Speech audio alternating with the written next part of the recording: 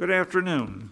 I'm Ralph Nelson, and I'm here to say a little bit of something about Alice in Wonderland and particularly the Jabberwock. So let me proceed.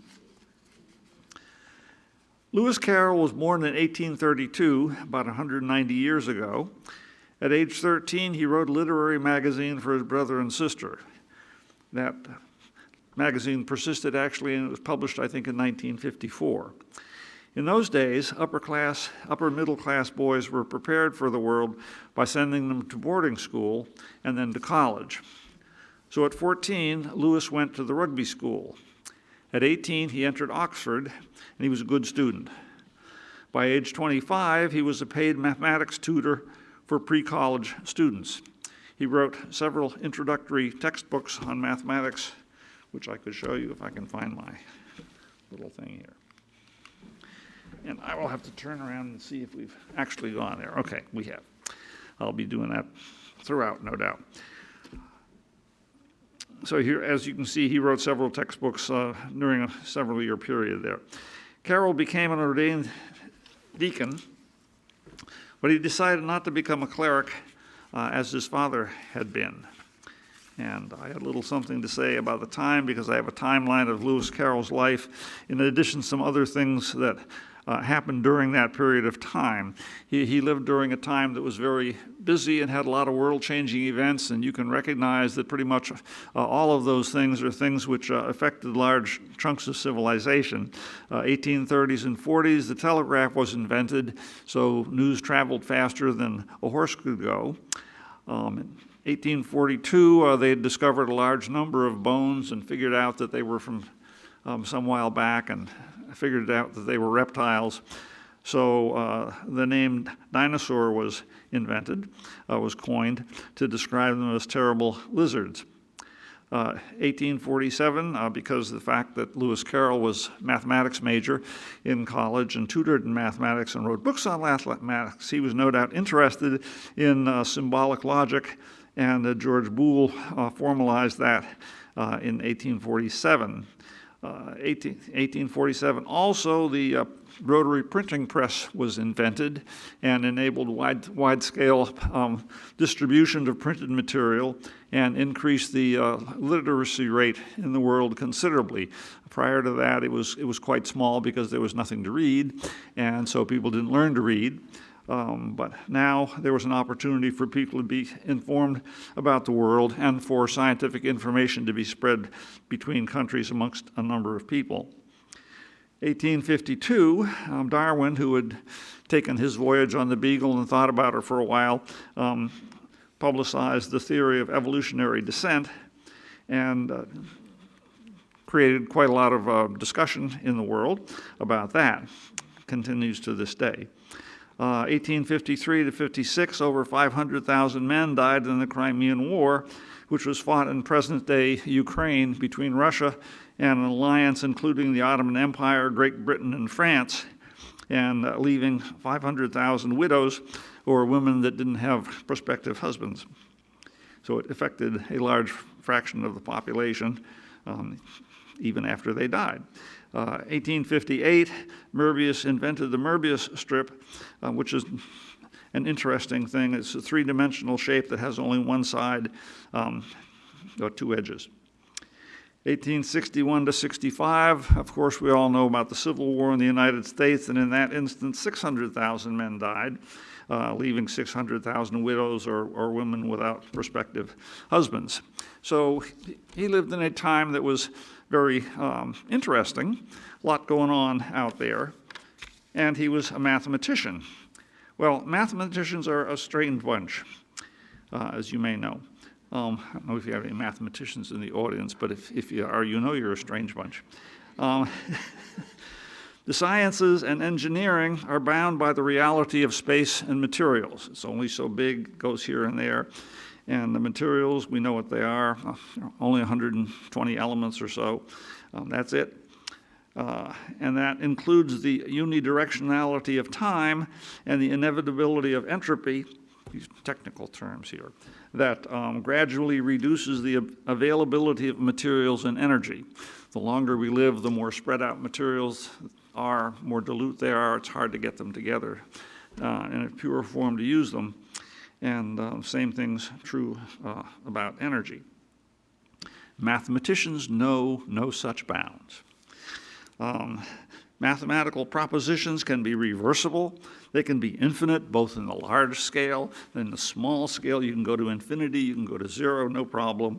And they skip into imaginary worlds and multi-dimensionality. So I said, wow, so impressive, so interesting compared to the sciences. At any rate, so Alice in Wonderland in a number of ways is sort of a crumb from the magician's or mathematician's imagination. And as I said, after writing all that, I digress. Let's return to Alice. Carroll did not become an ordained cleric, but he dabbled in many forms of writing. He started that young and continued that. He wrote poetry, he wrote fiction, he wrote nonfiction, and something that they called manuscript magazines. So I looked up manuscript magazines, and as close as I can figure, a manuscript magazine is something that is handwritten. And so if you want several people to have it and pass it on to other people, you handwrite several copies of it. It's sort of like going to the monastery in the old days where, you copied manuscripts by hand. So that's what a manuscript magazine is. Obviously, they did not have a large number of copies made, and therefore the circulation was a little bit limited. And as you can see from my thing up here, the rotary printing press was now coming into evidence, but Carroll rejected all of that in favor of handwritten magazines. At age 28, Carroll was hired to amuse and to chaperone on outings Alice Liddell, who was the daughter of the dean of the college at which he was teaching. In those days, paralleling what we said for boys, upper-class girls were prepared for the world by hiring college-educated tutors for them. And since young women did not go to college in those days, all these tutors were male. So it was not uncommon to have male tutors coming into the house to tutor the younger children up until the age when the boys went off to college and the girls were there having a tutor to work with. Carroll started writing Alice's Adventures in Wonderland when he was 30 years old, and Alice was 10. We'll talk about that a little later. Finishing off Mr. Carroll, he never married and he died of pneumonia at age 65. So now we'll go to the next, hopefully, picture. Yes. Alice. Carroll excelled in artfully staged photographs, many of children in costumes and others of friends of his, which included Dante Gabriel Rossetti, Holman Hunt. I don't know who Holman Hunt was, but anyway, they had it in the book here. And Alfred Lord Tennyson, which I think most of us know. So he did not only take pictures of children, he took pictures of adults, but he took large numbers of pictures of children.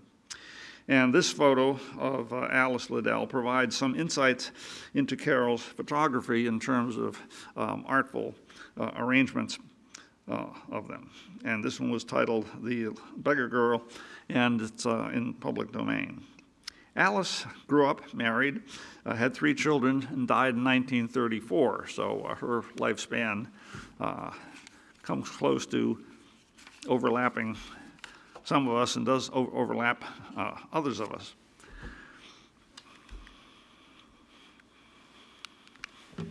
Oh, no, aim it there, aim it here. Okay. Punting on the Thames. During a punting trip on the Thames River on the sunny, placid afternoon of July 4th, 1862, Lewis Carroll told Alice Liddell, then age 10, the basic story that became Alice's Adventures in Wonderland. One of Carroll's friends was pushing the pole, so it was several people in there, and Carroll didn't need to worry about pushing the boat while he was telling Alice the tale. But we use this painting to sort of set your scene in the mind of the idyllic afternoon, nothing to do but wander around and tell little girls weird stories. Anyway, Alice's Adventures was published in 1865 and it sold well. So Carroll came up with a sequel to that in 1871 when Alice was 19.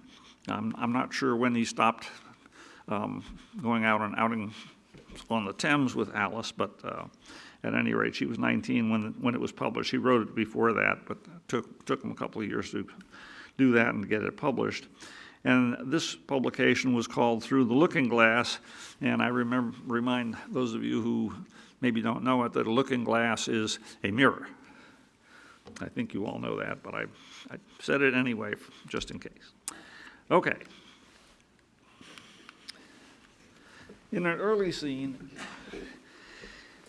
in the book, Through the Looking Glass, Alice finds herself on a giant checkerboard.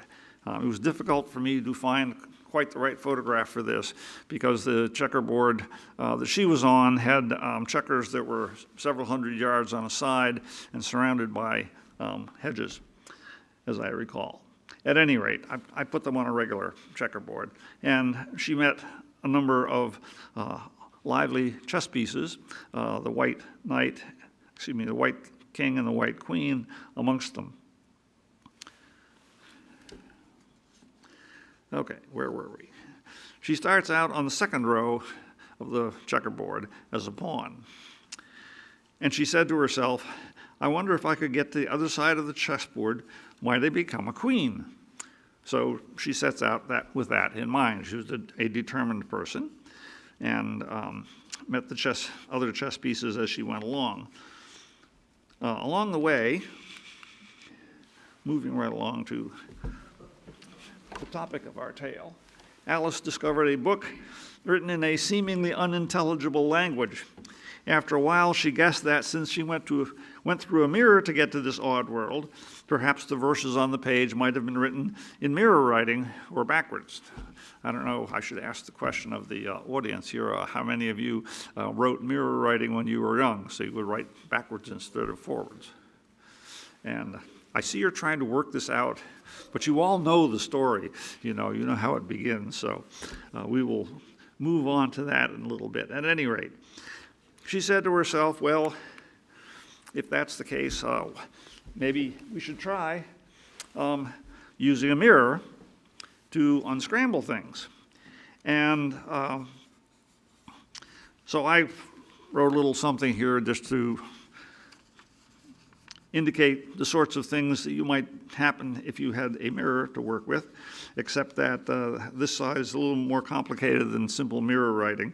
But each of the two adjacent quadrants say, why not? Let's try. Okay, so she held the mirror up, and she got what you expected you might get at the end of that time if you didn't push the button too many times. And then we get the poem that we are all familiar with, and I will read in spite of the fact that you're all quite capable of doing it, because that's what the reader is supposed to do. And I will read it from my notes, and you can see if I say the same thing. 'Twas brillig, and the slithy toves did gyre and gimble in the wabe. All mimsy were the borogoves, and the mome raths outgrabe. Beware the Jabberwock, my son, the jaws that bite, the claws that catch.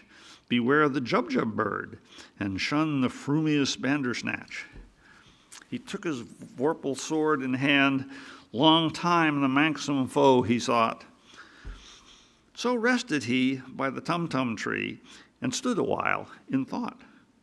And, as in uffish thought he stood, the Jabberwock with eyes of flame came whiffling through the tulgey wood and burbled as it came. Unfortunately for Alice, many of the words were unknown to her.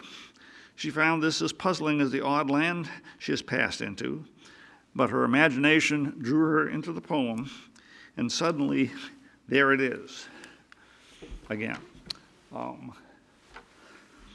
Okay. Next page.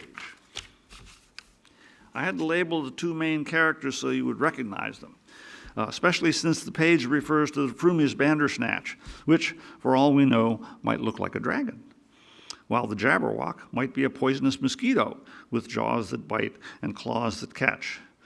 The poem also clearly says, "my son," but the drawing shows a girl in a miniskirt. Was that in the annotated version that you read? Okay. Anyway, there she is. I suspect the artist wanted to remind us that the main character of Through the Looking Glass is the young girl, Alice. Perhaps he had been told, draw a scene, and he drew a scene based on the rest of the book without having read the Jabberwock. Anyway,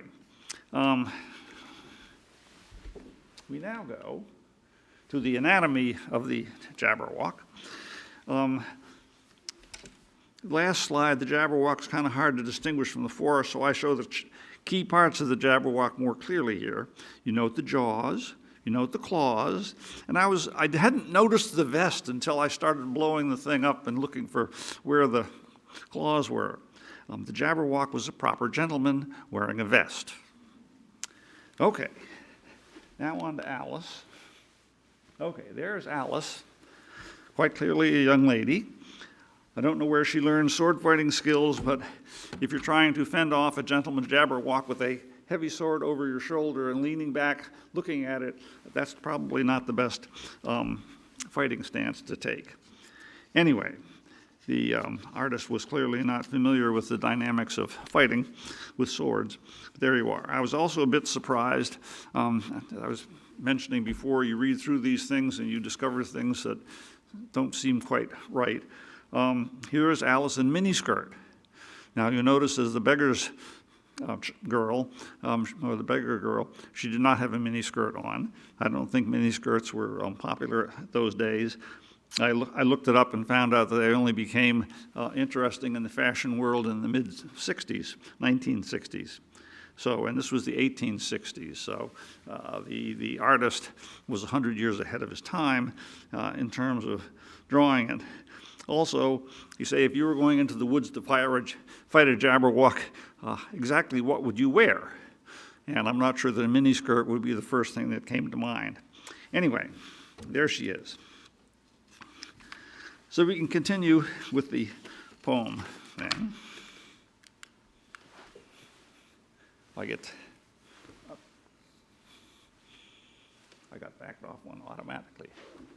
Where were we? Ah, yes. So the Jabberwock has appeared, and Alice is there, fortunately, with her vorpal sword, and the poem continues, 1, 2, 1, 2, and through the vorpal blade went snicker-snack. He left it dead, and with its head he went galumphing back. And hast thou slain the Jabberwock? Come to my arms, my beamish boy. O frabjous day, Callooh, Callay, he chortled in his joy. But in the rest of the world, of course, the Jabberwock was not there, and Alice was not there, and things went on as usual. And so the poem ends with the first stanza repeated. 'Twas brillig, and the slithy toves did gyre and gimble in the wabe. All mimsy were the borgoves, and the mome raths outgrabe.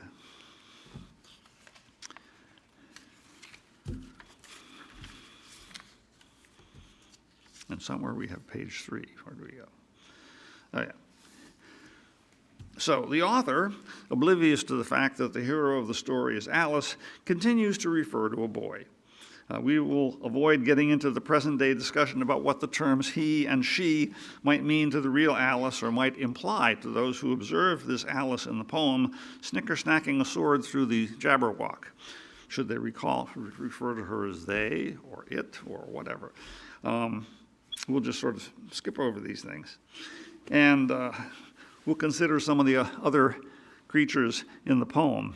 I might say that this poem is regarded as one of the most famous poems in the world for nonsense poetry. It's considered to be nonsense poetry. But several of the words that appear in here had not appeared before in literature. And the words such as galumphing, for example, are used not commonly, but I think many people know what galumphing means, even though it was a word unknown to Alice at the time. But we're curious about what some of the other things might be. So I said, well, what other things might there be? Now, it's interesting. I said that they were 100 years ahead of their time because Alice was wearing a miniskirt. The other thing is that several of the things that came to my mind as being what was meant by the other creatures were also things that were not known at that time. Darwin had just come back from his international boating expedition and seeing some of these things, but many of these things are things that Carroll never saw during his lifetime and probably couldn't have until fairly recently observed them and photographed them. But we are fortunate here today, for the first time in history, have it revealed what they are. So we'll go to the next slide again. And if my trusty assistant could click on the first thing.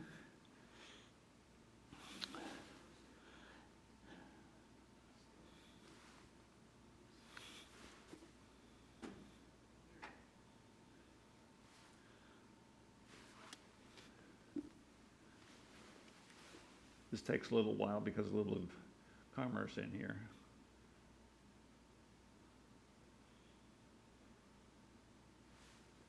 And here you see the slithy toves gyring and gimbling in the wave. I said, well, we'll show this for a little while just to see, kind of get into the business of gyring and gimbling out here. It is a fairly common phenomena, apparently, for fish that are prey species to get together in large numbers. Sometimes, apparently, there are various theories about why they do it, but they think, maybe it scares the predators off, it confuses the predators, it allows the ones in the middle to get away while the ones on the outside are getting eaten. It's easier to swim in a group than it is to swim individually, apparently. And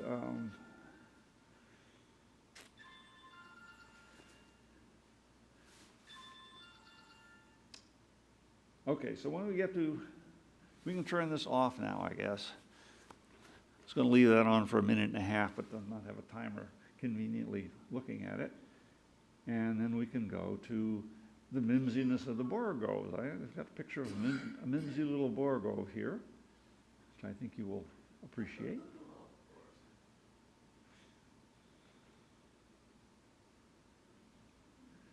Here are a number of borogoves. I think the mommy's on the left, and the little ones are on the side, and they're having a quiet time, and this one is having a quiet time, and sort of enjoying a big lunch, I think, because they're all quite tubby.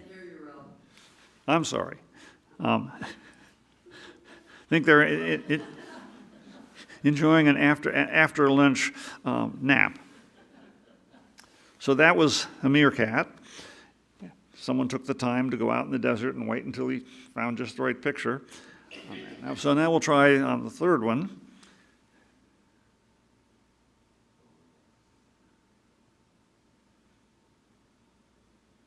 This one takes a little while to develop, but starts out simple with just grass.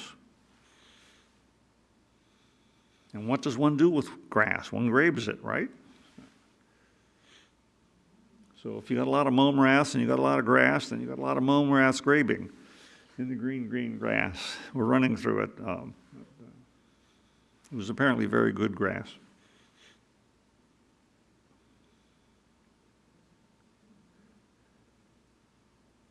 And there was sort of a man-made structure there, the dam that they used to back up the water so that the buffalo would have something to eat.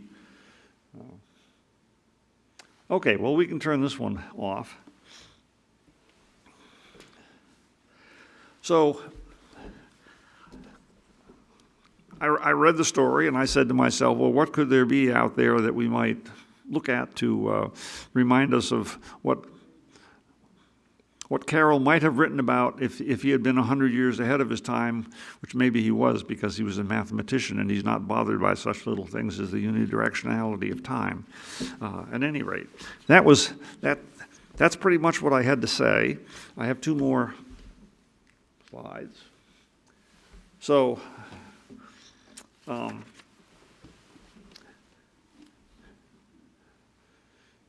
Now you know what you might find if you became of birds and bees and reptile kind, if you became a wee young lass and traveled through a looking glass. Alas, it's come to pass that we must close our reading class. It is the end. Until another day when Lewis Carroll comes to say, strange words in play, or not, Callooh Callay. No. So, anyway, if you have questions, either I or someone in the audience surely can answer them.